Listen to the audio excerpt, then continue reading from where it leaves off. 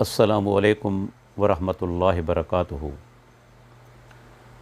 अल्हम्दुलिल्लाह, रमज़ानुल मुबारक जो बाबरकत ऐं अज़ीम महीनो पंहिंजी बरकतनि सां जारी आहे ऐं कुझु ई ॾींहंनि जे अंदरि रमज़ानुल मुबारक जो आख़िरी अशरो या ॾहाको शुरू थियण वारो आहे। इन ई ॾहाके में अल्लाह जो प्यारो पैगम्बर एतिकाफ़ कंदो हो ऐं मुसलमान एतिकाफ़ कंदा आहिनि। इहा अल्लाह जे प्यारे पैगम्बर जी सुन्नत आहे। हाणे सुवाल इहो थो पैदा थिए, काफ़ी दोस्त सुवाल करे रहिया आहिनि त हिन वक़्तु दुनिया जे अंदरि करोना जी वबा आम आहे ऐं बाज़ जायुनि ते मस्जिदूं बंदि आहिनि या इंतिज़ामिया जे तरफ़ां मस्जिदनि में एतिकाफ़ जी इजाज़त नाहे, त छा अहिड़ी सूरत हाल जे अंदरि घरनि में एतिकाफ़ करे सघिजे थो?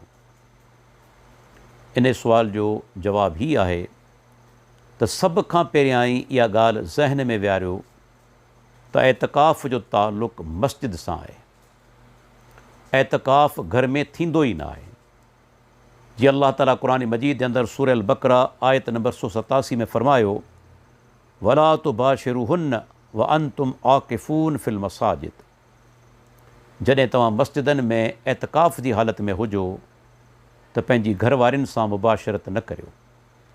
क़ुरान जी आयत दलील आहे त एतिकाफ़ सिर्फ़ु मस्जिद में थींदो आहे ऐं इन ई ते इमाम इब्न अब्दुल बर, इमाम इब्न कुदामा, इमाम कुर्तबी, इमाम इब्न तैमिया रहमहुमुल्लाह दावा कई आहे त इन ई मसइले ते इजमा आहे। हत्ता कि ख़वातीन खे जुमूर उलमा जो मज़हब इहो आहे त उन्हनि खे एतिकाफ़ मस्जिद में ई करिणो आहे, सवाइ हनफ़ी हज़रात जे। ॿिया सभ जा सभु इन ॻाल्हि जा क़ाइल आहिनि उलमा त औरतूं बि मस्जिद में एतिकाफ़ कंदियूं। दलील आहे, जी सही बुख़ारी जी हदीस आहे त अल्लाह जे प्यारे पैगम्बर जी वफ़ात खां पोइ संदन घर वारियूं मस्जिद में ई एतिकाफ़ कंदियूं हुयूं। किथे सबूत कोन्हे त अल्लाह जे नबी जी कंहिं घरवारी या कंहिं सहाबिया पंहिंजे घर जे अंदरि एतिकाफ़ कयो हुजे। हाणे हिन सूरत हाल में छा कजे? छा घर जे अंदरि एतिकाफ़ थी सघे थो? ऐं टे वॾा आलिम हिन दौर जा, उन्हनि जी फ़तवा तव्हांजे साम्हूं बयानु करियां थो। सऊदी अरब जो जयद आलिम दीन शेख अब्दुर्रहमान बिन नासिर अल बर्राक ऐं ॿियो सऊदी अरब जो जयद आलिम दीन शेख सुलेमान रोहेली ऐं टियों इराक़ जो वॾो आलिम दक्तूर माहिर यासीन अल फहल, इहे टिनी इन्हनि आलिमनि फ़तवा जारी कई आहे त घर जे अंदरि एतिकाफ़ न थींदो। एतिकाफ़ जो ताल्लुक़ु ई मस्जिद सां आहे। इंडिया सां ताल्लुक़ु रखण वारो माना जमियत अहल हदीस जो हिकिड़ो हल्को आहे, जमियत अहल हदीस तेलंगाना हिंदुस्तान, उन्हनि बि पंहिंजी फ़तवा जारी कई आहे त एतिकाफ़ सिर्फ़ु मस्जिद में थींदो ऐं घर जे अंदरि एतिकाफ़ न थींदो। हाणे जेकॾहिं मजबूरी आहे त उन जे करे असां हली घर जे अंदरि एतिकाफ़ करियूं, इन जो को जवाज़ु कोन्हे।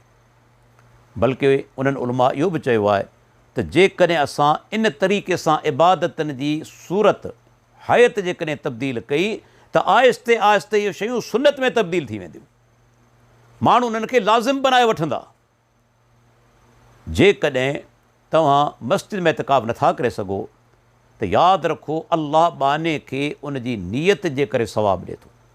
पाण सुगरा फ़रमाइनि था, सही बुख़ारी हदीस आहे, इज़ा मरिज़ल अब्दु औ साफ़र, जॾहिं बानू बीमार थी पवंदो आहे या सफ़र कंदो आहे, कुतिब लहू मिस्लु मा कान यामलु मुक़ीमन सहीहन, त उन बाने खे अल्लाह ताला उहो ई अजर ॾींदो आहे जेको हू तंदुरुस्ती जे अंदरि अमल कंदो हो या मुक़ीम हो, पंहिंजे घर वेठल हो जेको अमल कंदो हो, उनजो सवाबु मिलंदो। हाणे हीउ बीमार थी चुको आहे, सफ़र में आहे, पर नियत जे करे उन माण्हू खे उहो ई सवाबु मिलंदो जेको तंदुरुस्ती जे अंदरि ई अमल कंदो हो या मुक़ीम हो, पंहिंजे घर वेठल हो, अमल कंदो हो। त अल्लाह पंहिंजे बाने जी नियत खे ॾिसे थो। जेकॾहिं हिकिड़ो अल्लाह जो बानो लगातार एतिकाफ़ कंदड़ आहे पर हींअर उनखे मौक़ो न पियो मिले, इनशा अल्लाह ताला अल्लाह ताला उनखे अजर अता कंदो। छो त इहा शइ उनजी ताक़त में कोन्हे, उनजे हथ में कोन्हे। तंहिंजे करे घर जे अंदरि एतिकाफ़ जो एतमामु कयो वञे। इन जो असांखे को सबूत नथो मिले सलफ़ सालहीन खां। तंहिंजे करे अहिड़ी सूरत हाल जे अंदरि इन्हनि जय्यद उलमा बि इहा फ़तवा ॾिनी आहे त उन्हनि खे घर जे अंदरि इतिकाफ़ करण जी का ज़रूरत कोन्हे। घर जे अंदरि वेहनि, क़ुर करीम जी तिलावत करे सघनि था, अलाह जो ज़िक्र करे सघनि था, नवाफ़िल पढ़ी सघनि था, इहे शयूं घर में करे सघनि था। पर एतिकाफ़ जी नीयत सां घर जे अंदरि वेहणु, इन जो सबूत न अलाह जे नबी खां आहे, न सहाबा खां आहे, न सलफ़ सालहीन खां आहे। तंहिंजे करे अहिड़ी सूरत हाल जे अंदरि एतिकाफ़ जो मौक़ो नथो मिले। नीयत उनजी आहे, रब्बुल आलमीन उनखे नियत इंशा अल्लाह ताला अजर ॾींदो।